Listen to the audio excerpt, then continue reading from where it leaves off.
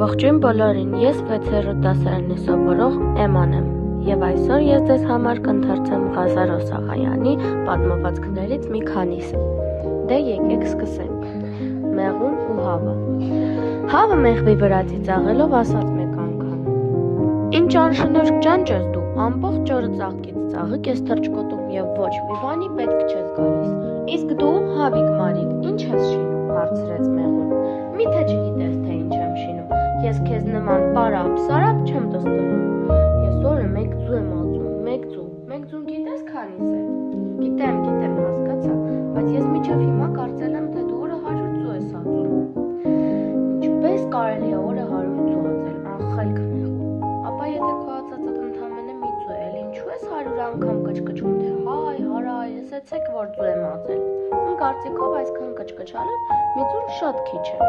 Այնպես չէ, իմաստուն Հավիկ Մարիկ։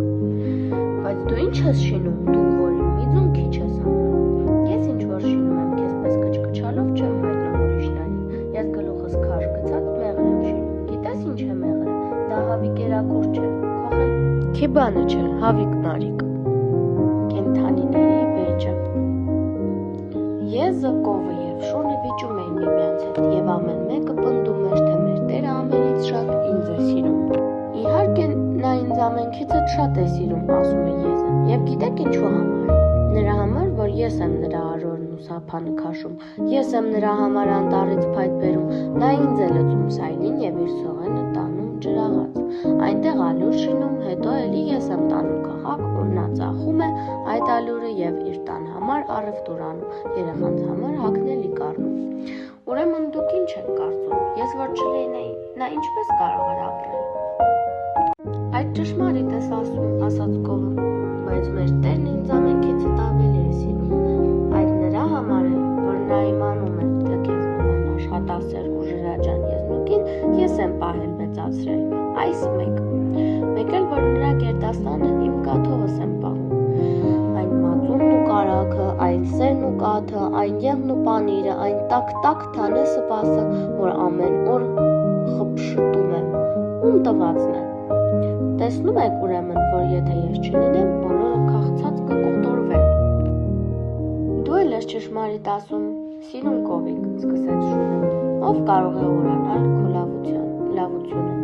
Շատ անգամ ես ինքս էլ եմ մասնակից լինում քո տված անուշ թանին։ Մեր տանտիկինը ամեն խնոցի հարելիս թանիցը ինձ բաժին է տալիս։ Ով որ քո լավությունն ուրանա, երկու աչքով կուրանա։ Ես շատ երախտագետ եմ, որ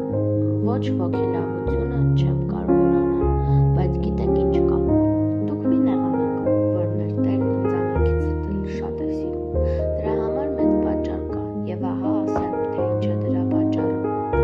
Եվ շուն սկսեց մեկ-մեկ հաշվել, թե ինքն ինչ ու ինչ է անում։ Ասած էր շունը, որ հաչել սկսի, էլ չի դադարի։ Այնքան հաչեց Եզանը կովի հետ, որ Տերն իմացավ, գնաց նրանց մոտ, շան լեզվից նազատեց, ասելով.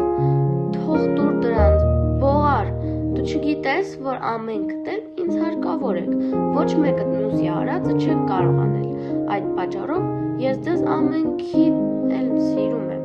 դուք էլ սիրեցեք միմյանց»։ Երկու կամակոր այծ դեմ առ դեմ եկան մի նեղ գերանի վրա, ուր կամուրջ էր ձգված մի գետակի վրա։ Երկուսը միանգամից չէին կարող անցնել այդ նեղ կամուրջով, պետք է նրանցից մեկը ետ կանգներ ու մյուսին ճանապարհ տար։ Դու ետ գնա, որ ես անցկենամ, ասաց մեկը։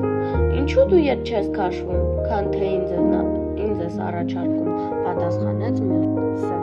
Քեզ ասում եմ ետ քաշվիր, առաջ ես եմ վարսեցել կամուրջի վրա։ Ներողություն կանես, գիտես ում հետ ես խոսում, որ դեռ բարկանում ես։ Այդ ձերը ճակատ դիզարկեցին, իրար գլուխ պատրեցին և վերջը երկուսն էլ կամուրջից զայթակեցին, ջուրը թափվեցին։ Այսքանով ավարտենք, բոլորին ստեսություն։